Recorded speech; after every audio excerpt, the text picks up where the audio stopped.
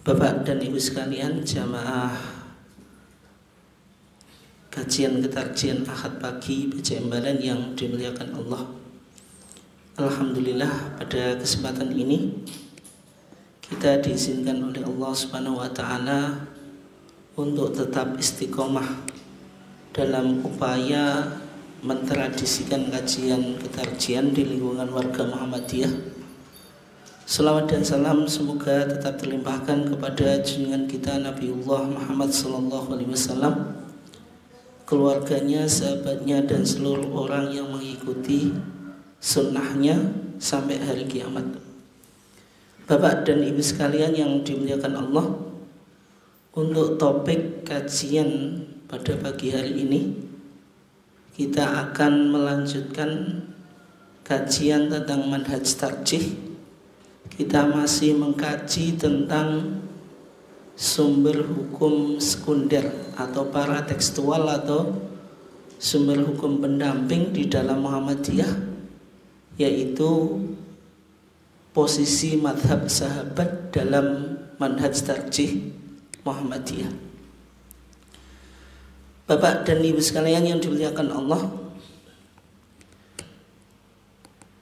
kalau kita lihat tentang model berpikir madhabiyah, maksudnya orang yang bermadhab itu bagaimana cara berpikirnya.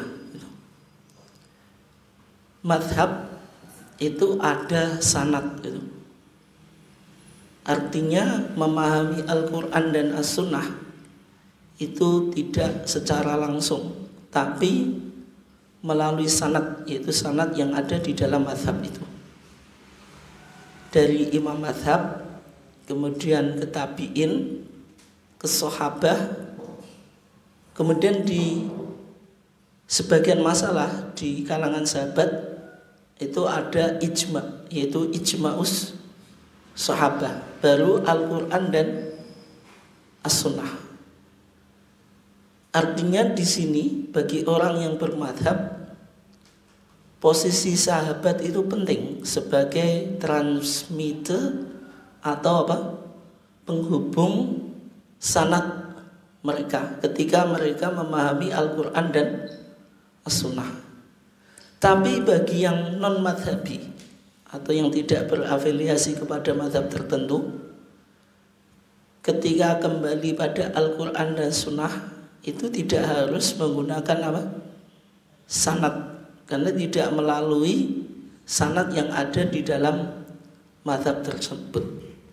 Artinya dalam pandangan fikih madhabi, posisi sahabat itu penting karena penghubung atau periwayat mazhab tersebut. Jadi 4 mazhab itu ada sanadnya atau perawinya dari sahabat. Demikian juga dalam kajian ilmu hadis atau ilmu usul fikih, ilmu usul fikih gitu. Ketika bicara tentang sahabat, misalnya dalam disiplin ilmu hadis ya, atau mustalah hadis, ini pendapatnya Al-Imam Ibnu Hajar Al-Asqalani ketika mendefinisikan sahabat. Apa yang dimaksud dengan sahabat? Orang yang bertemu dengan Nabi, man laqiya an-nabiyya, pernah ketemu dengan Nabi. Setelah ketemu, wa amana bih, beriman kepada kenabian atau beriman kepada risalah Nabi atau kenabiannya Muhammad atau kenabiannya Nabi Muhammad. Wa mata 'alal Islam, dan dia syaratnya harus meninggal dalam keadaan Islam. Artinya ini mengecualikan seseorang yang pernah ketemu dengan Nabi, seharusnya dia sudah memenuhi kriteria sahabat, tapi dia meninggal dalam keadaan tidak iman gitu. Dulu pernah iman kemudian tidak beriman, atau ketemu Nabi tapi tidak beriman, tidak menjadi seorang muslim, maka tidak bisa disebut sahabat itu. Ya, iya, teman tapi juga tadi seakidah, dan ketika meninggal juga masih dalam keadaan iman. Kalau dalam disiplin ilmu usul fikih, Bapak dan Ibu sekalian dimuliakan Allah, yang disebut sahabat itu orang yang memiliki kedekatan khusus dengan Nabi. Jadi betul-betul dekat, menyertai beliau untuk waktu yang lama. Suhbah itu menemani atau menyertai Nabi dalam waktu yang lama, sehingga apa? Mengetahui kehidupan Nabi dan belajar kepada Nabi. Ini dalam pandangan usul fikih. Artinya lebih ketat, mensyaratkan apa? Betul-betul mengetahui perilaku Nabi, karena sahabat ini yang nanti akan dijadikan sebagai apa? Orang yang betul-betul mengetahui seluk-beluk sunnahnya Nabi. Tapi kalau ilmu hadis itu hanya yang penting pernah bertemu meskipun dalam waktu apa? Singkat. Kan yang penting bisa menarasikan sebuah apa? Riwayat. Tapi kalau usul fikih tidak sekedar apa? Pernah ketemu Nabi, tapi harus memiliki hubungan yang dekat dalam waktu yang cukup banyak, sehingga dalam waktu yang cukup lama, sehingga apa? Mengetahui segala kehidupan Nabi. Itu bisa dipahami ya? Itu definisi sahabat dari dalam pandangan ilmu hadis dan ilmu usul fikih. Nah, sekarang kita coba lihat kedudukan para sahabat itu bagaimana. Dalam pandangan Ahlussunnah wal Jamaah, Bapak dan Ibu sekalian yang dimuliakan Allah, ada kaidah yang disebut qaidatu ta'dil. Ta'dil itu apa? Menganggap semua sahabat itu adil, memiliki integritas moral yang baik. Tidak boleh seorang sahabat itu dicacat gitu. Artinya semua periwayatan sahabat itu diterima. Tidak mungkin sahabat itu berbohong atas nama Nabi. Berarti apa yang dikatakan oleh sahabat tentang Nabi itu betul-betul dari Nabi. Jenengan nggak bisa misalnya menganggap, wah Abu Hurairah, saya nggak begitu percaya pada Abu Hurairah. Bisa jadi dia melakukan hoax terhadap Nabi. Itu nggak boleh, karena sahabat itu semuanya adil. Makanya dalam pandangan Ahlussunnah wal Jamaah ada kaidah yang mengatakan jami'us sahabah kulluhum udul. Semua sahabat ketika meriwayatkan sebuah hadis atau berbicara tentang Nabi tidak boleh dipersoalkan. Itu yang disebut apa? Takdil. Tidak boleh kita melakukan tajrih atau mencacat sahabat. Dalilnya apa? Dalilnya sederhana, Bapak dan Ibu sekalian, jenengan sering baca. Ketika kita membaca sholawat, itu kan Allahumma sholli ala Muhammad wa ala alihi wa sahbihi ajmain.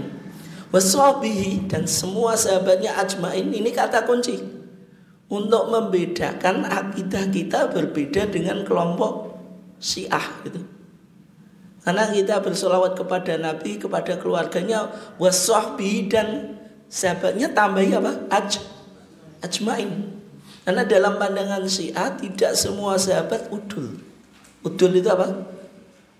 Adil, bisa diterima apa yang ia katakan tentang apa?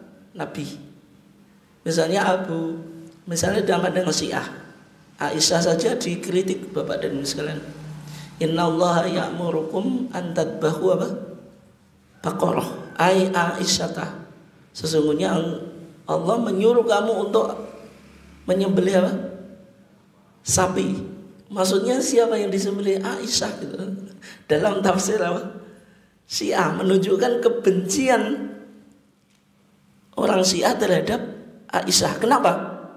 Karena Aisyah itu yang menentang Sayyidina Ali dalam perang apa? Perang apa? Perang Jamal. itu kan menentang Aisyah itu. Misalnya Abu Hurairah juga tidak diterima, sehingga dalam kitab-kitab Syiah misalnya Al-Kafi lil Kulaini, kemudian Mala Yakhduruhul Faqih. Ini contoh-contoh kitab hadis Syiah. Tidak semua sahabat diterima dalam periwayatan hadis itu. Sehingga wa ala alihi wa sahbi ajmain ini kata kunci. Kalau orang masih bilang wa ala alihi wa ashabi atau wa sahbi ajmain, menunjukkan akidahnya akidah Ahlussunnah wal Jamaah. Kalau Syiah itu cuma wa ala alihi at-tahirin gitu saja biasanya. Amma ba'du. Karena apa? Mereka berpandangan tidak semua sahabat adil. Artinya ada sahabat yang apa? Membangkang terhadap Nabi, terutama tidak apa? Mengakui kekhilafan Ali bin Abi Thalib, atau maksudnya Ali tidak dianggap orang yang paling berhak mewarisi apa? Kekhilafan atau menjadi imam pasca Nabi. Sehingga Abu Bakar, Umar, Utsman ini bermasalah bagi orang Syiah karena mereka merebut keimaman atau kekhilafan setelah Nabi yang seharusnya diberikan kepada Ali ibn Abi Thalib yaitu. Kemudian yang kedua, kedudukan para sahabat itu mereka hidup di masa yang sebaik-baik masa. Nabi bersabda apa? Khairun nasi qarni tsumma alladhi yalunahum tsumma alladhi yalunahum.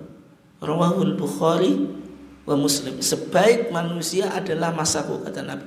Tsumma alladzina yalunahum, kemudian masa yang mengikutinya. Tsumma alladzina yalunahum, kemudian masa yang mengikutinya. Ini yang disebut dengan apa? Masa salaf, generasi salaf, yaitu masa Nabi. Tsumma alladzina yalunahum, ini masa siapa? Sahabat.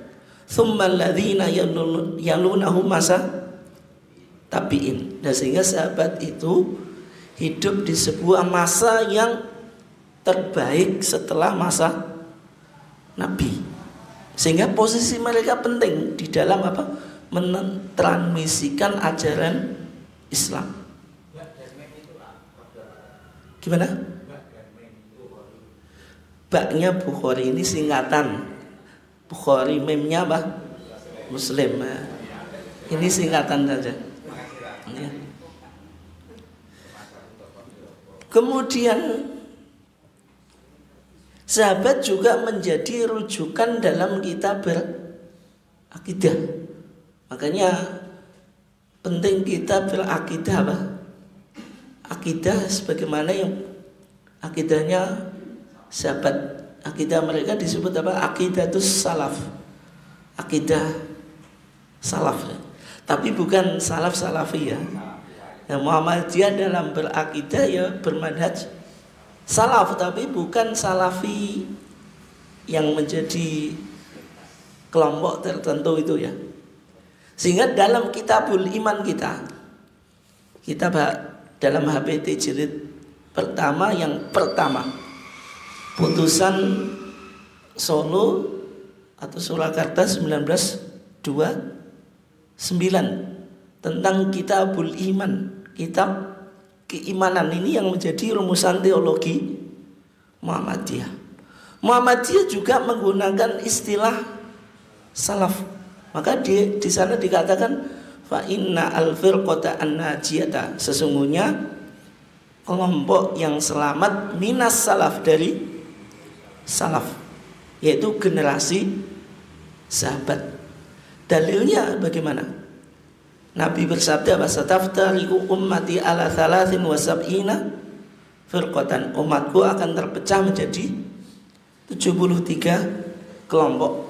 Kulluha finnar illa wahidah. Semuanya di neraka kecuali satu. Maka sahabat bertanya, "Ya Rasulullah, mahiyah?" Ya Rasulullah, siapa kelompok yang selamat itu? Nabi menjawab, "Ma ana alaihi wa ashabi."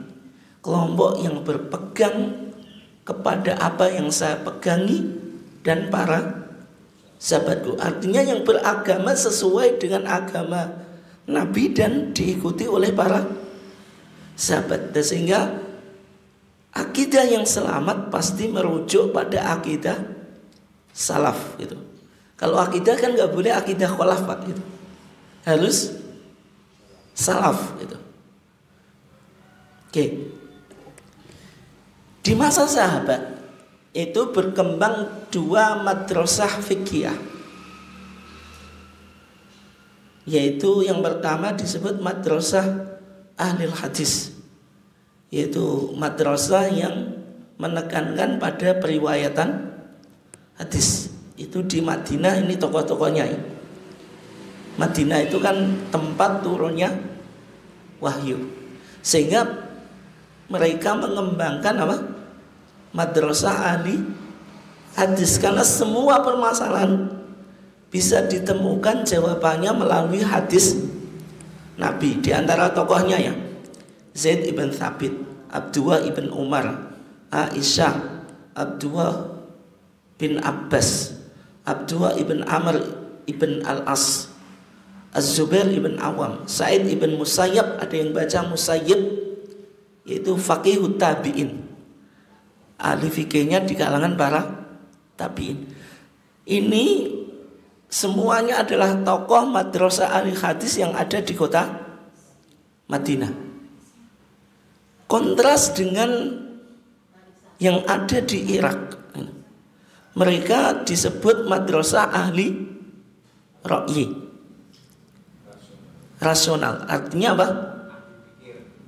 Lebih mengedepankan pada taklil. Taklil itu apa? Rasionalitas sebuah hukum gitu. Ketika melihat sebuah permasalahan, dilihat taklilnya atau rasionalitas hukumnya, pakai kias. Kemudian pakai apa? Maqasid syariah itu. Nanti belakangan disebut apa? Maqasid syariah. Di antara tokohnya adalah Ali bin Abi Thalib. Ali bin Abi Thalib itu sangat rasionalitas dalam menganalisa sebuah hukum itu. Sehingga misalnya di kitab fikih Zaidiyah itu Bapak dan Ibu sekalian, itu biasanya menggunakan dalil dari Imam Ali, kan mereka kan menyebutnya Imam Ali karamallahu wajhahu itu. Nah, Ali bin Abi Thalib itu madrasah ahli ra'yi. Kemudian Abdullah bin Mas'ud. Nah, di Irak itu kan ada dua kota yang sentral ya, ketika itu Basrah sama Kufah. Jadi Kufah itu diantara tokohnya Sa'id ibn Abi Waqqas, Amr ibn Yasir dan seterusnya ya, Anas ibn Malik dan seterusnya. Nah, madrasah ahli ra'yi ini nanti dilanjutkan oleh Imam Abu Hanifah. Kalau madrasah ahli hadis dilanjutkan oleh siapa? Imam Malik. Imam apa? Malik. Kan Imam Malik kan disebut imam daril hijrah, imam kota hijrah, yaitu Madinah.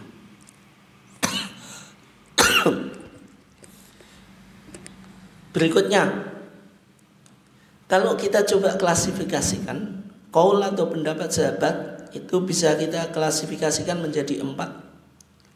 Yang pertama, bukan ruang ijtihad. Maksudnya sahabat hanya menyampaikan riwayat dari Nabi, maka hadisnya disebut hadis apa? Marfu. Nah, para sahabat menyatakan sesuatu merujuk apa yang dikatakan atau yang dilakukan oleh Nabi, kan berarti masuk hadis Pak. Hadisnya disebut hadis apa? Marfu, karena disandarkan kepada Nabi itu. Meskipun nanti ada mauquf fi hukmil marfu. Mauquf itu hadis yang sampai pada sahabat, tapi dihukumi sebagaimana dari Nabi, karena ada indikator itu. Artinya ketika sahabat bicara tentang sesuatu yang bukan menjadi ruang ijtihad, harus ada nas. Yang kedua, qaul sahabat bukan hujjah bagi sahabat yang lain. Sehingga tadi di kalangan sahabat saja ada dua madrasah itu. Ada madrasah ahli hadis, ada madrasah ahli ra'i, menunjukkan pendapat sahabat yang satu sahabat bukan apa? Menjadi hujjah bagi sahabat yang lain. Artinya mereka potensi untuk berbeda. Tetapi ketika mereka melakukan konsensus, Pak. Konsensus itu apa? Kesepakatan atau ijma gitu. Dalam menetapkan sebuah hukum, maka kesepakatan mereka disebut apa? Ijma. Yaitu ijma'us sahabat. Ijma ini yang diterima oleh Tarjih atau Muhammadiyah. Karena Muhammadiyah dalam masalah ini sama dengan mazhab Hambali. Imam Ahmad bilang apa? Man idda'a wujudal ijma' fa huwa kadzdzab. Siapa yang mengaku adanya ijma' maka dia seorang pembohong. Maksudnya apa? Ijma' yang terjadi setelah sahabat. Karena Imam Ahmad tidak menerima ijma' kecuali ijma' yang terjadi di masa sahabat. Kemudian yang keempat, kalau sahabat yang berdasarkan ra'yi atau akal atau ijtihad semata diperdebatkan. Maksudnya bisa diterima atau tidak. Ada dua pendapat di sini. Yang pertama bukan hujjah. Ini pendapat Syiah, Mu'tazilah, Hanafiyah, Syafi'iyah. Menurut Imam Al-Ghazali dalam bukunya Al-Mustasfa. Ini penting Pak, buku Al-Mustasfa itu rujukan primer dalam ilmu usul fikih itu. Di sana Imam Ghazali menyebutkan ada 3 alasan. Yang pertama karena sahabat tidak maksum. Yang maksum itu hanya Nabi. Maksum itu terproteksi dari kesalahan atau dosa. Kemudian yang kedua ada ikhtilaf di kalangan mereka. Kalau mereka khilaf, bagaimana pendapat mereka hujjah gitu. Kemudian ada tasrih, pernyataan secara eksplisit bahwasanya boleh tidak sepakat dengan sahabat itu. Kemudian yang kedua itu bisa dijadikan hujjah dan didahulukan atas qiyas. Itu pendapat Malikiyah dan Hanabilah. Sehingga dalam fikih Hambali, Bapak dan Ibu sekalian dimuliakan Allah, nanti Muhammadiyah dalam manhajnya lebih dekat kepada Hambali. Kalau ada qiyas sama tadi pendapat sahabat, itu didahulukan pendapat sahabat. Sebagaimana pendapatnya siapa tadi? Mazhab Hambali atau mazhab Maliki. Jadi qiyas itu dipakai inda darurah, ketika sudah mentok bahasa kita. Sudah tidak ditemukan pandangan sahabat itu. Alternatif terakhir gitu. Nah kalau kita lihat dalam HPT kita ya, halaman 300, di manhaj tarjih kita atau di HPT jilid 1 itu sudah dijelaskan bagaimana pandangan Muhammadiyah dalam merespon riwayat-riwayat dari sahabat gitu. Hadis yang hanya sampai kepada sahabat itu disebut hadis apa tadi? Hadis mauquf ya. Hadis apa? Mauquf. Kalau sampai pada Rasulullah apa? Marfu itu. Jadi kalau marfu sampai pada Rasulullah, mauquf sampai pada sahabat. Di manhaj tarjih kita di HPT jilid 1 halaman 300 ya. Itu ada beberapa kaidah itu. Kaidah yang pertama yang berkaitan dengan hadis mauquf. Kalau hadis mauquf berarti apa? Hadis yang hanya sampai pada sahabat, tidak sampai pada Rasulullah. Maksudnya sahabat melakukan perbuatan atau menyatakan sebuah perkataan atau pandangan. Mauquf itu dibagi menjadi 2 Pak ya. Ada mauquf mujarrad. Mauquf mujarrad itu mauquf murni, tidak ada indikator yang menunjukkan itu dari Nabi. Yang kedua, mauquf fi hukmil marfu itu. Mauquf fi hukmil marfu itu bagaimana? Itu pernyataan atau perbuatan sahabat tapi ada indikasi dari Nabi. Jadi kaidah dalam manhaj tarjih kita yaitu tentang penggunaan hadis mauquf yang ada hubungannya dengan istinbat hukum. Makanya judulnya apa? Usul fikih gitu. Itu sebenarnya kaidah usul fikih dalam penggunaan hadis. Makanya kalau ini penting Pak, kenapa kok dikasih judul usul fikih? Karena memang ini bicara usul fikih tapi konteksnya penggunaan hadis. Implikasinya pada bagaimana kita menggunakan tadi hadis mauquf, apakah bisa dijadikan hujah atau tidak. Makanya kaidah yang pertama dikatakan al mauquf al mujarrad la yuhtajju bih. Hadis mauquf murni tidak bisa dijadikan hujah, berarti tidak ada indikator berasal dari Nabi. Kaidah yang kedua, al mauquf alladzi fi hukmil marfu' yuhtajju bihi. Hadis yang mauquf tapi statusnya marfu' bisa dijadikan hujah. Kemudian berikutnya, bagaimana hadis mauquf yang dihukumi marfu' itu? Di sana dikatakan idza kana fihi qarinatun, apabila ada indikator yufhamu minha, yang dipahami dari indikator itu, raf'uhu, marfu'nya hadis itu ila Rasulillah sallallahu alaihi wasallam, kepada Rasulullah sallallahu alaihi wasallam. Kaqauli Ummi Atiyah, sebagaimana ini kan berarti apa Pak?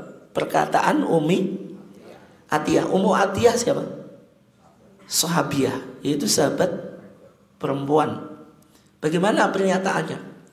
Kunna adalah kami. Kami ini siapa Bu? Enggak, yang ngomong siapa? Ummu Atiyah. Berarti kalau Ummu Atiyah ngomong kunna adalah kami, siapa Bu? Siapa Bu? Yuk kaum wanita gitu. Nggak masuk kaum pria. Pria nggak masuk Pak, makanya jenengan nggak boleh jawab tadi. Kuna adalah kami, maksudnya para wanita atau kaum wanita. Nu'maru diperintah an-nukhrija, supaya kami mengeluarkan fil idi dalam id al-khuyat, wanita-wanita haid. Berarti wanita haid tetap dianjurkan untuk mendatangi sholat id meskipun tidak ikut sholat. Nah, ketika Ummu Atiyah mengatakan kami diperintah, siapa yang merintah? Nabi. Meskipun ini pernyataan Ummu Atiyah, tapi ada indikator korina berasal dari Nabi. Tidak mungkin Ummu Atiyah bicara sesuatu tanpa ada perintahnya atau sandarannya. Misalnya tadi nu'maru, kami diperintah. Kalau sahabat bilang kami diperintah, tidak bisa kita pahami kecuali yang perintah Nabi, karena ini urusan agama. Itu bisa dipahami ya. Berarti meskipun ini mauquf, karena apa Pak? Perkataan Ummu Atiyah. Ummu Atiyah sebenarnya bisa dijadikan hujah atau enggak? Asalnya tidak. Kenapa? Karena sahabat bukan Nabi yang dijadikan hujah Nabi. Tapi karena ada indikator marfu sampai pada Nabi, maka bisa kita jadikan hujah. Bisa dipahami ya? Bisa ya? Oke.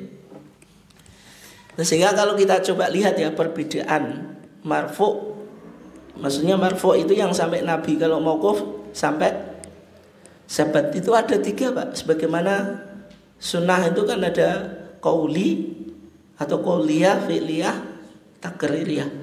Sahabat juga semacam itu. Kalau Ummu Atiyah tadi apa? Pernyataan kan? Atau qaul. Juga nanti ada fi'li, perbuatan. Berarti marfu ada perkataan, ada perbuatan, ada apa? Persetujuan. Mauquf juga semacam itu, perkataan, perbuatan dan persetujuan. Dan sehingga tadi qaul sahabat bukan hujjah. Mengenai qaul sahabat dalam kaidah tentang usul fikih dalam HPT tadi kan mauquf al-hujjar la yuhtaju bihi, itu tidak bisa dijadikan apa? Hujjah gitu. Ini berarti bahwa qaul sahabat yang merupakan hadis mauquf tidak dapat menjadi hujjah norma ajaran agama atau hujjah selama apa tadi? Tidak ada indikatornya. Tapi kalau ada indikator, ada qarinah, dapat dijadikan apa? Hujjah. Ketika hadis mauquf ada indikator marfu sampai Nabi, kita menyebutnya apa Pak? Mauquf fi hukmil marfu. Mauquf tapi statusnya marfu. Oke ya.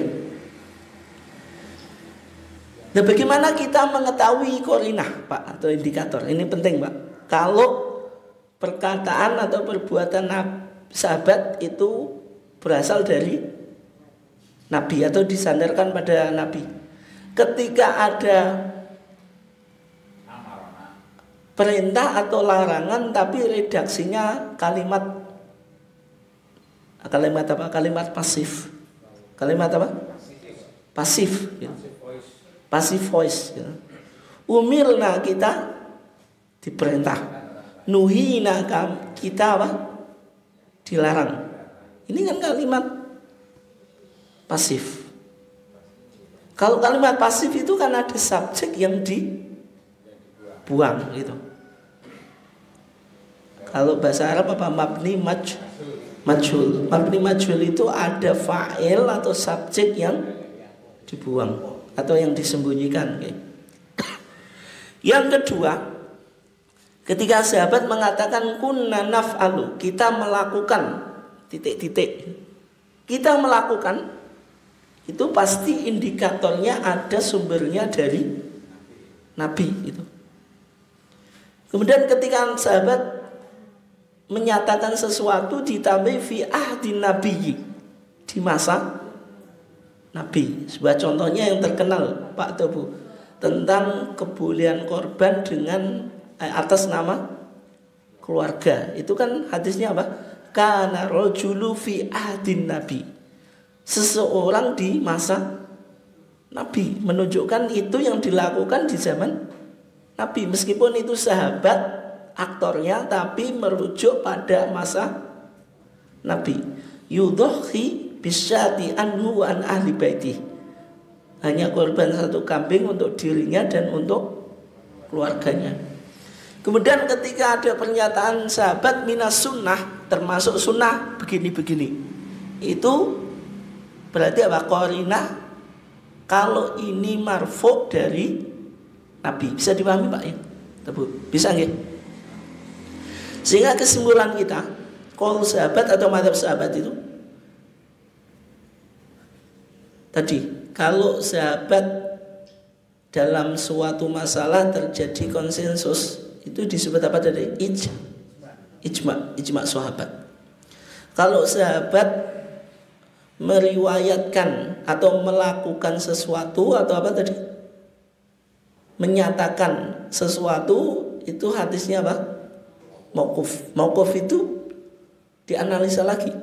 Apakah berstatus marfu atau tidak? Berarti kalau berstatus marfu bisa dijadikan sumber hukum atau hujjah. Kalau mujarrad atau mauquf mujarrad tidak bisa dijadikan sumber hukum. Itu ya kesimpulannya. Kemudian ijma sahabat begini Pak. Ijma sahabat itu setelah Nabi meninggal, ijma itu kan harus terjadi setelah Nabi meninggalkan. Makanya definisi ijma kan ada apa? Ba'da wafatin Nabi, setelah kematian Nabi. Ketika mereka konsensus, itulah yang disebut ijma. Dari sahabat, ijma tadi ditransmisikan kepada mujtahid, kemudian mujtahid ke umat. Dan sehingga kalau di Muhammadiyah ijma itu harus diverifikasi Pak. Ini repot gitu. Misalnya dalam kitab hanya dikatakan ajma'al ulama, telah berijma para ulama, itu harus diverifikasi dulu apakah terjadi di masa sahabat atau tidak. Kalau ijma ulama saja tidak bisa dijadikan sumber hukum, tapi kalau sampai pada sahabat bisa dijadikan sumber hukum. Misalnya ajma'atil ummah, telah berijma umat ini, itu juga harus diverifikasi gitu. Ini yang penting ya, aplikasi dan contoh ijma sahabat dalam HPT. Muhammadiyah ternyata menggunakan ijma sahabat dalam apa? Kitabul Waqfi, kitab wakaf, bahwasanya nazir itu dianjurkan untuk memenuhi wasiat wakif, tidak boleh menyalahi. Makanya apa? Dikatakan syartul wakif kanasi syari' malam yukhallif mabja'a bi syar'u. Syaratnya pewakaf itu sebagaimana syariat, tidak selama tidak menyelisih apa? Syariat. Yang kedua, HPT juga menukil ijma dari Ibnu Hajar Asqalani. Kalau wanita, Pak atau Bu, melakukan tahallul ketika apa? Haji, itu boleh nggak rambutnya dicukur? Bukan dipotong, Bu. Gundul, Bu, gundul. Hah? Ya, Bu? Nah, nanti kalau pulang haji, itu keren itu. Itu nggak boleh kalau wanita apa melakukan tahallul kemudian gundul. Kalau laki-laki boleh dan harus berwajah baru, Pak ya. Kalau habis haji kan gundul. Tapi kalau ibu-ibu terus habis gaji gundul itu kasihan bapaknya gitu. Itu ijma. Kalau wanita nggak boleh apa? Nggak boleh al-halq, itu mencukur rambut ketika tahallul. Cukup taksir, yaitu memotong. Okay. Kemudian HPT jilid 3 kita juga menggunakan ijma tentang apa? Kesunahan membaca surat setelah Al-Fatihah di 2 rakaat pertama. Itu pakai ijma sahabat. Artinya di sini contoh bagaimana Muhammadiyah mempertimbangkan pandangan sahabat yang sudah menjadi ijma. Berarti ya diterima. Oke.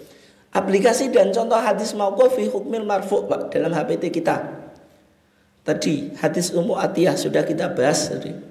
Wanita haid dianjurkan ikut hadir ke mushola id, tempat sholat id, meskipun itu pernyataan siapa? Ummu Atiyah, tapi kan kita bisa pahami itu berasal dari Nabi. Maksudnya disebut apa? Al-mauquf fi hukmil marfu'. Ini juga berkaitan dengan jenengan, Bu. Wanita boleh nggak mengikuti jenazah atau ikut proses pemakaman jenazah, Bu? Boleh atau enggak, Bu? Kalau mensolati boleh, Bu? Boleh. Kalau ikut proses pemakaman, Bu? Ngemeno, Bu ya. Kalau di TV boleh, Bu. Di sinetron itu justru aktornya siapa? Wanita pakai baju putih, kok baju putih, baju hitam terus sambil nangis. Itu pasti ada. Tapi di hadis Ummu Atiyah enggak boleh, Bu. Ummu Atiyah bilang apa? Kunna nuhina anittibail jenazah. Kita para wanita dilarang mengikuti jenazah. Tapi kalau mensolatkan boleh, karena Aisyah juga mensolatkan sahabat laki-laki yang meninggal, dan sahabat wanita juga mensolatkan Nabi. Itu semuanya kan meskipun tidak secara berjamaah. Kalau mensolatkan jenazah boleh, tapi kalau ikut proses pemakaman yang tidak dianjurkan. Meskipun itu pernyataan Ummu Atiyah, tapi fi hukmil marfu' tadi. Kemudian pernyataan Aisyah, Bu, ini. Wanita kalau puasa kemudian haid, puasa atau enggak, Bu? Tidak itu. Diqodhoi atau enggak, Bu? Qodho. Tapi kalau sholat jenengan haid, sholat atau enggak, Bu? Enggak, Bu. Enggak ya. Tapi diqodhoi atau enggak? Tidak. Hadisnya ada yang dari Nabi, Bu. Ada yang dari Nabi? Tidak mungkin ada, Bu. Lah kok tidak mungkin ada? Nabi laki-laki kok. Itu pernyataan Aisyah. Aisyah bilang apa? Kunna nu'maru biqadai as-shaum wa la nu'maru biqadai sholat. Kita para wanita diperintahkan untuk mengqadai puasa dan tidak diperintahkan untuk mengqadai sholat. Meskipun itu Aisyah yang ngomong, padahal pernyataan Aisyah itu bukan hujjah, tapi kok kita jadikan hujjah karena ada indikator berasal dari Nabi tadi. Berarti ini kan kalimat apa tadi? Pasif. Kita diperintah, berarti yang merintah ya pasti Nabi gitu. Kemudian hadis Sahal ibn Sa'ad ini, kana nasu yu'maruna biwad'i al-yad ala dhira'i. Ketika dekap ini, sahabat itu diperintahkan untuk meletakkan tangannya di atas apa? Hastanya. Ketika apa? Ketika sedekap dalam sholat. Kan hadisnya kana nas. Nas itu manusia, maksudnya sahabat. Ini bisa dipahami kalau ini pasti yang merintah siapa? Nabi gitu. Pernyataan Abu Umamah yang berkaitan dengan tata cara sholat jenazah ya. Di sana diawali inna minas sunnati, sesungguhnya dari sunnah ketika seorang melakukan sholat jenazah baca Al-Fatihah terus berdoa dan seterusnya ya. Meskipun tidak ditunjukkan dari Nabi, tapi ada pernyataan apa? Minas sunnah, dari sunnah itu tidak bisa dipahami kecuali sunnahnya Nabi. Tapi kalau dibuktikan Pak, ini bukan sunnahnya Nabi, ternyata sunnahnya sahabat atau sunnahnya tabiin, bisa dijadikan hujah atau enggak dalam fikih loh? Tidak. Makanya di beberapa minas sunnah itu perlu diverifikasi dulu. Ini maksudnya sunnahnya Nabi atau sunnahnya sahabat. Dalam kunut ada pernyataan minas sunnah. Kok kunut? Mohon maaf. Di dalam talqin jenazah ya, itu ada pernyataan minas sunnah. Ternyata setelah dikaji bukan sunnahnya Nabi. Tapi kalau bisa dibuktikan itu dari sunnahnya Nabi, berarti apa? Bisa dijadikan hujjah. Dan sekarang Pak, latihan menganalisa posisi pendapat sahabat dalam HPT. Misalnya sholat qiyamul Ramadan secara berjamaah yang dilakukan oleh pada masa Umar ibn Al-Khattab. Berapa rakaat? Ada yang bilang 11, ada yang bilang 20 gitu. Ini bisa dijadikan hujah atau enggak Pak? Hah? Kalau 11 kan ada dalil pendukung dari Nabi ya, hadis Aisyah itu. Maka Rasulullah SAW yazidu fi Ramadan wala fi ghairi apa? La ihda asyrata apa? Rakaatan. Yang hadis yaqumuna bi 23 rakaatan. Melakukan apa? Kana nasu yaqumuna fi ahdi Umar bin Al-Khattab apa? Ala 23 rakaatan. 23 itu kan, jadi kalau tidak ada indikator marfu ya berarti tidak bisa dijadikan hujah meskipun dilakukan sahabat. Tapi ada ahdinya bukan dari zaman Nabi. Lafalnya itu loh. Gimana? Ada lafal fi ahdi Umar bin Al-Khattab. Ya, kan? Bukan fi ahdi Nabi. Ya, kalau fi ahdi Nabi jelas. Ya. Ya. Ini kan disandarkan pada masa Umar ibn Khattab. Misalnya azan ketiga, maksudnya azan ketiga itu kedua ya, karena menghitungnya azan qomat, terus ada tambahan azan lagi yang muncul di masa Utsman ibn Affan yang dilakukan fi Zawra. Di Zawra itu apa? Tempat tinggi yang ada di pasar. Itu dilakukan di masa Utsman ibn Affan. Jadi hujah atau enggak? Ini berarti apa? Perbuatan sahabat. Pelopornya siapa? Utsman ibn Affan. Boleh dijadikan hujah atau enggak? Yang dilakukan sahabat.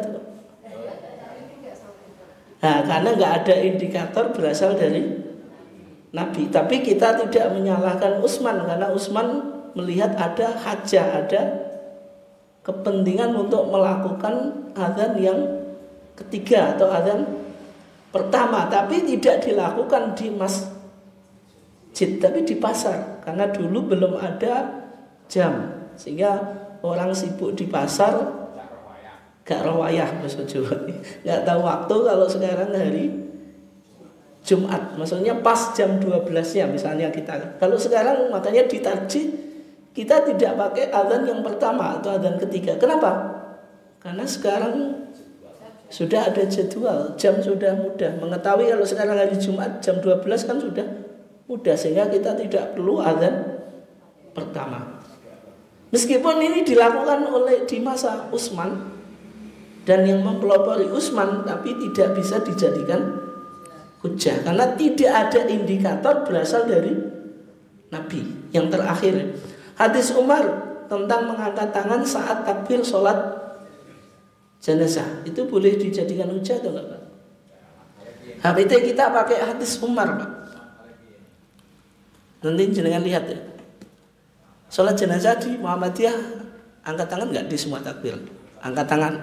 Tapi yang dipakai hadis Umar. Tapi di sana wa wassalahu ila Nabi, menganggap mausul sampai pada Nabi. Meskipun hadis ini juga diperdebatkan, Pak.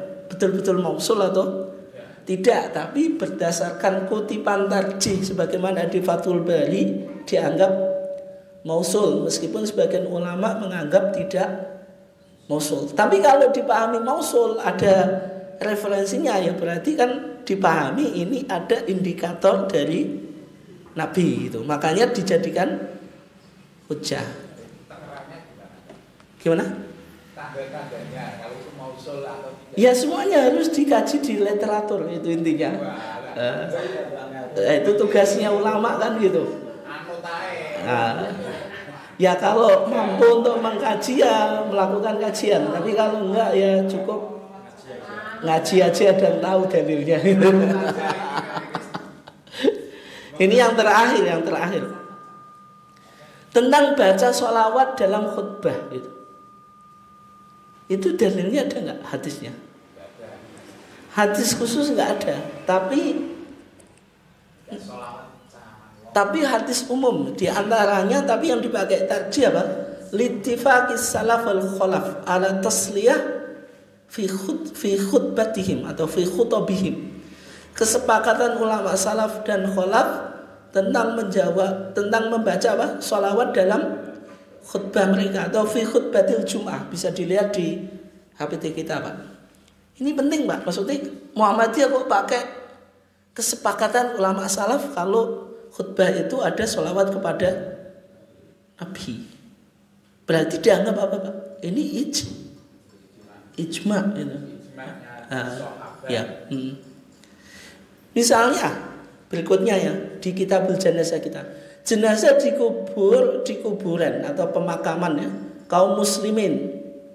Kenapa kok jenazah muslim di pemakaman tempat pemakaman TPU muslim ya? Mujurnya itu nanti biar sama. Itu dalilnya mana, ada enggak? Dalil khususnya ada enggak? Oh, enggak, tapi yang kita tanya itu dalil khususnya ada atau enggak? Enggak, dalil khususnya ada atau enggak dari Nabi? Nabi bilang kalau jenazah muslim dikuburkan di makam muslim, ada enggak? Tidak ada. Tapi itu sudah dilakukan fil qurun ats-tsalatsati al-ula, di 3 abad yang pertama, masa Nabi, sahabat dan tabi'in, sehingga ini diamalkan meskipun tidak ada dalilnya. Bisa dipahami ya? Oke, kira-kira semacam itu. Itu kajian kita tentang apa? Posisi madhab sahabat dalam manhaj tarjih. Mungkin silahkan kalau ada yang tanya satu saja. Kalau nggak ada langsung kita tutup.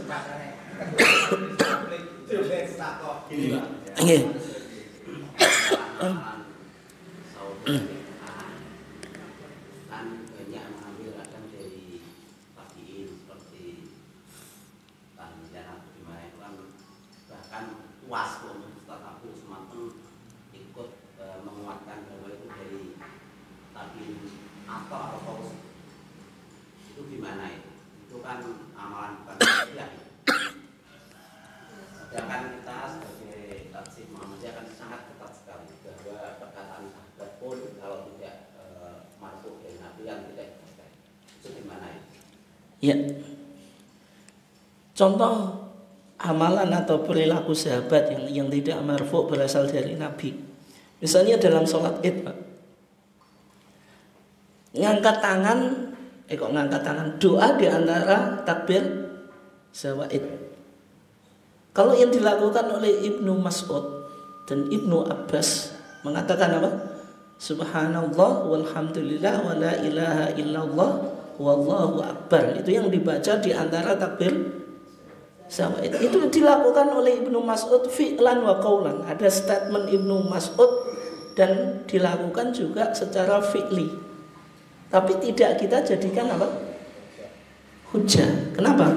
Gak ada indikator berasal dari Nabi. Di beberapa hukum fikih juga semacam itu, Pak, gitu. Sehingga kalau ditarjih sangat ketat gitu. Apalagi misalnya berkaitan dengan tadi tahlilan dari siapa, Pak? Atau yang semacam itu ya, kalau ditarjih perlu untuk diverifikasi ada indikator marfu berasal dari Nabi atau tidak. Kalau ada ya berarti hadisnya marfu.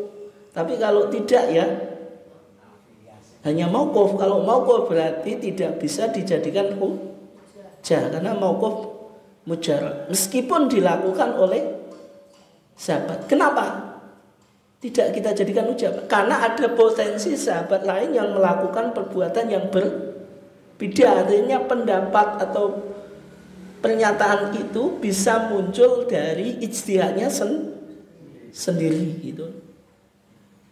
Nah kalau semacam itu, Pak, berarti potensi ada sahabat yang berbeda gitu. Sehingga tidak bisa dijadikan apa? Hujjah. Kecuali kalau mereka sepakat menjadi ijma gitu. Kalau ada indikator dari Nabi berarti dia bicara atau sahabat ini bicara di ruang yang tidak ada ijtihad. Dia hanya menyampaikan perkataan atau perbuatan Nabi. Itu cara menganalisa mazhab atau qaul atau fi'il sahabat semacam itu. Oke, bisa dipahami ya? Oke. Bisa perlu diperjelas lagi minggu depan. Ya nanti kita kan kalau menyinggung hukum kita langsung aplikasi biasanya kan gitu. Sehingga manhaj tarjih bukan sekedar teori tapi juga aplikasi. Oke. Demikian Bapak dan Ibu sekalian dimuliakan Allah.